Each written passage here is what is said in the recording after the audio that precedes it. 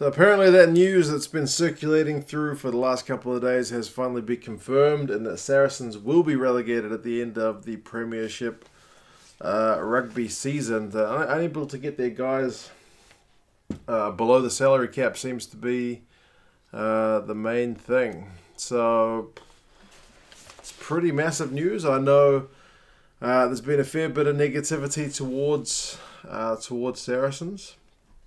And some of that has been kind of flowing both ways, but I'll get to that in a second. But yeah, it's just going to be a massive one to watch in terms of what happens with Saracens from here.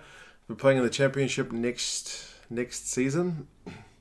Still got a lot of big names on the books. I mean, looking at the players with the moves that have already happened, I mean, Liam Williams is returning to Scarlets. That was one. I think there was a potential deal for Johnny May to go to Saracens. That's obviously off the cards now. And George Cruz is going to Japan.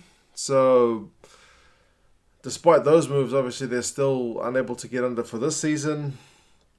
What happens beyond there will really be one to watch. I mean, some players, I guess, could potentially go on loan.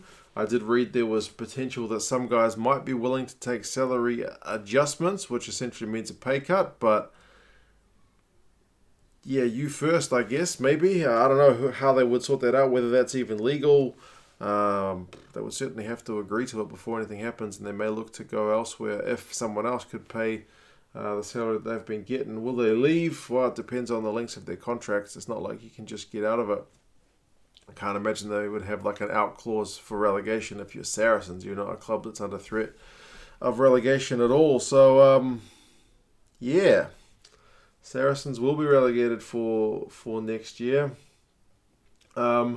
Interestingly, Brendan Fenter on Twitter has, I mean, obviously he's had enough of some of the finger pointing that's been going on at Saracens, and he has basically said various other clubs have been doing some creative accounting to stay under the salary cap. So he seems to be saying that that Saracens won't be the only club to be caught up in a salary cap scandal or breach, and that other teams, other clubs will be caught, I guess, in the near future.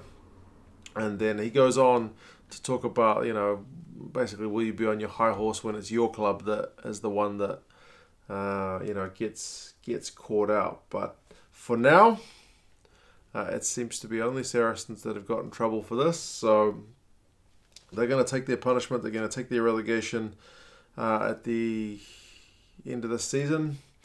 Interestingly, for tomorrow's Champions Cup game, they've picked essentially their strongest team. And I was thinking to myself, there's a logic to that because the Champions Cup has a proviso for the winner to automatically qualify for the following year. But I've just since read on the BBC that only Premiership teams are eligible. So there would seem to be kind of a conflict there in that the winners are eligible if they were to go and win it, which is by no means a guarantee.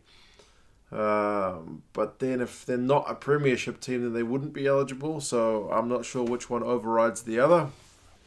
But yeah, we'll see what happens. Obviously, they can't do anything in the Premiership. Maybe they just will try and go out with a bang in the Champions Cup. We'll have to wait and see. But yeah, we'll see if Brendan Fenter is right and that any other teams do get called up. But like I said, at the moment, it's just Saracens. What happens with the squad, it'll be one to watch. I think Owen Farrell has already said he'll stay. The closest thing I can think of that's happened to this in sports, at least recently, was Juventus went down. I suppose Rangers did in the football as well, and they've kind of both bounced back up. But yeah, in rugby terms, we don't have salary. Well, we do have. Not so much like a salary cap over here in New Zealand, so yeah, there are salary restrictions, but not quite to the same degree because all the teams are essentially run by New Zealand Rugby, so it's a bit of a different kettle of fish. But yeah, it's going to be a fascinating one to watch. You got to feel sorry for the players, maybe you don't. all they would have done is sign contracts to play rugby, try to get as much money as they can, the same way most of us would do when looking for a job. But they just got to take it, I guess, if this is the situation. So we'll see what happens. Whatever happens, it seems like they are going down. That has been confirmed. Rugby Pass talked about it a few days ago, and it has now come to pass.